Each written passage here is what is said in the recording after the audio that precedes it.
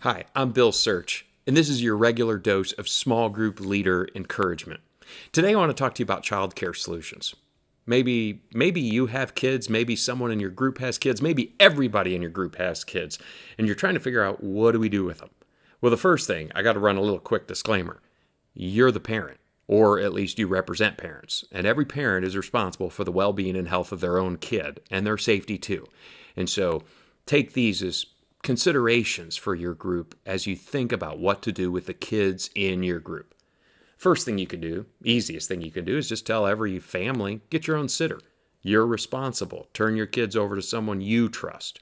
That's what a lot of people do, and that's an easy one for a lot of groups. Now, other people don't have maybe the resources to do that, or maybe they don't have the connections. Maybe they don't know who to have watch their kids. And so some groups have gone to the extent of including kids in their group. So these groups, they welcome children.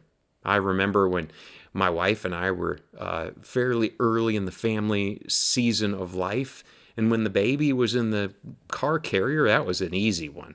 But as the kids got a little older, it was a little more difficult for those little tykes around the group. But some groups have found it very successful to balance a baby on the knee or have children running around. Sometimes they even include them in the discussion. So it is a consideration for some groups. The other thing some groups do is they rotate kid duty. So maybe two dads or two moms rotate out and they take care of the kids while everybody else participates in the Bible study discussion. And then they all come together maybe for prayer time. Make sure that when you do this, that you use it as an opportunity for the pair, the two moms or the two dads, to get to know one another so that the group kind of enjoys some of that relationship space, even if they're kind of pulled in two different parts of the house. This one only works usually if you can actually accommodate kids in a part of the house so that there's a little bit of quiet. Not every house can pull that one off. And while we're on that subject, the whole group could hire a babysitter. Now, again, if you have all the kids in one house, you got to have a house big enough for, well, the kids in one area and the adults in another.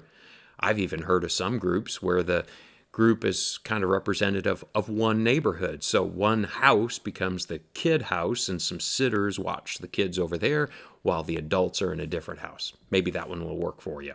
And then some groups have a mixture of ages represented. Maybe there's older kids, some teenagers, and then there's the little tykes. And so sometimes in those groups, the older kids watch the littler ones. I remember in a different season of my family life when my daughters, the older teenagers, would watch the little munchkins, and they enjoyed that, and the group had a little bit of peace so that the adults could have a discussion.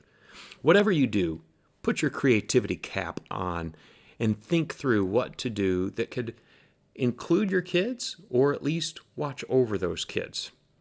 And as always, make sure you like this video, and we want to learn from you. So make sure you comment and let us know what you're learning, some of the good tips that you might share of how to make sure the kiddos are cared for in your group. I hope this was encouraging. We'll see you next time.